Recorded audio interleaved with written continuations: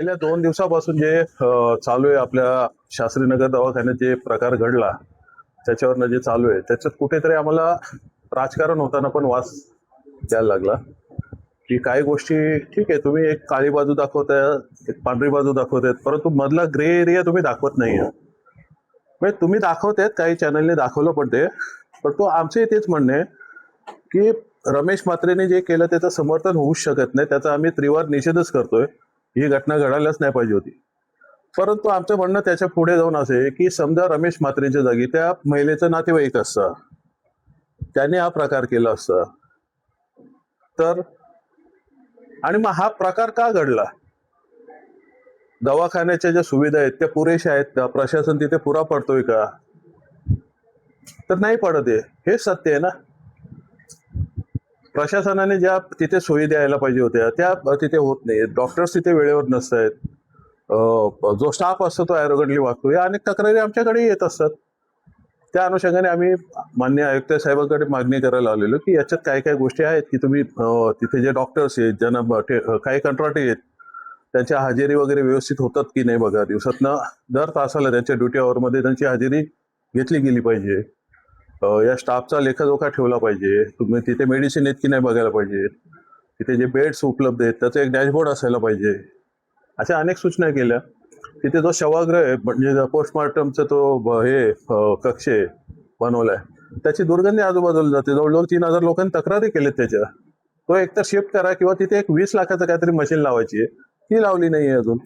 तर प्रशासन जर अशा गोष्टीत हलगर्जीपणा करत असेल तर त्याला कोणी जाब विचारायला नको का? तो विचारायला आम्ही इथे आलो होतो. तुम्ही सत्तेत आहात. धन्यवाद. तुम्ही आम्हाला सत्तेत 6 महिने झाले आणि प्रश्न विचारताय.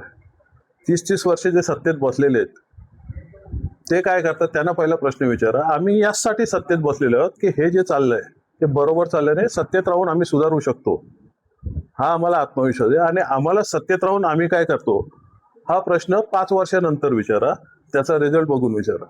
पहिली गोष्ट डोंबिवलीचे आमदार रवींद्र चव्हाण तिथे आहेत कुठे? 6-7 दिवस पाऊस पडतोय, आज तो रवी उगवला पण आमचा रवी तिथे उगवला नाही अजून. त्यामुळे तुम्ही ज्यांना प्रश्न विचारायचे त्यांना प्रश्न विचारत नाही. जे इमानदारीत काही ध्येय घेऊन पुढे आलेले आहेत त्यांना प्रश्न विचारतात.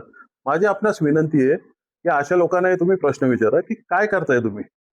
डोंबिवलीच्या मध्यभागी ते पोस्टमॉर्टमचं ते ग्रह कक्ष आणून ठेवलाय. या अशी तुमची प्लॅनिंग असते. रामनगरची स्मशानभूमी तिथं हटवा. गेले कित्येक वर्ष आम्ही बोलतोय, लोक तिथली मागणी करतात, ती हटत नाहीये. या ज्या गोष्टी शहराच्या बाहेर असायला पाहिजेत त्या शहरात आणतात, ज्या गोष्टी शहरात असायला पाहिजेत त्याचा थांगपत्ता नाहीये. त्यामुळे सगळा हानागोंदी कारभार चालू आहे. आणि तेच दाखवायला मी लोकांसमोर आलेलो की ह्या गोष्टी सत्ताधारी जेवढे जबाबदार आहेत तेवढं प्रशासन पण जबाबदार आहे. आणि लोकांचा उद्रेक का होतो? पुन्हा एकदा सांगतो, रमेश म्हात्रेंनी केलं ते चुकीचं आहे, पण त्यामागची भावना, त्यांचा तापट स्वभाव सोडून द्या तुम्ही. परंतु एखादा नातेवाईक असता, त्या महिलेला किंवा त्यांना ज्या प्रकारे शिवीगाळ केली याचं समर्थन होऊ शकत नाही, परंतु कुठेतरी रागाचा उद्रेक होतो, याचा आपण उहापोह करणार आहोत की नाही. आम्ही या संदर्भात आयुक्तांना स्पष्ट प्रश्न विचारला की गुन्हा दाखल करायला तुमच्या प्रेमायसेस मध्ये, तुमच्या प्रॉपर्टीत जर असा गुन्हा झालाय तर तो गुन्हा दाखल करायला वेळ का लागली? आणि तुम्ही आम्हाला किंवा पब्लिकला इथे स्पष्ट त्याचा वस्तुनिष्ठ अहवाल सादर करावा. तुम्ही सर्व फुटेज बघा. 5 मिनिटाचं फुटेज बघून ती घटना काय घडली सांगू शकत नाही कोणी. सगळे फुटेज काढा, त्याच्या मागे काय घडलं, पुढे काय घडलं किंवा तिथे काय घडतं बघा जरा. त्याचा एक आढावा घेत जा, जिम्मेदारी ठरवा, त्यांच्यावर कारवाई करा. या सगळ्या गोष्टी त्यांना आम्ही सांगितलेल्या आहेत. मनसेची पुढची भूमिका काय? जिथे आम्हाला पटत नाही तिथे आम्ही जाब विचारणार आणि अशीच आमची पुढे वाटचाल असणार. जबाब भाजपलाच विचारणार का? कारण ती पण भाजपचेच आहेत ना, त्यांचंच नाव घेतलं मी. मित्रपक्ष वैद्यकीय शिक्षण मंत्री होते, 4 टाइम आमदार आहेत. केलं काय डोंबिवलीत? डोंबिवलीची डोंबिवली करून ठेवली. म्हणजे लाज वाटायला पाहिजे अशा लोकप्रतिनिधींना की तुम्ही काही न करता ते फक्त ते कमळ लावून मैतावर आणि बारशावर जाऊन नाही होत. लोकांची कामं करायला पाहिजेत, करा.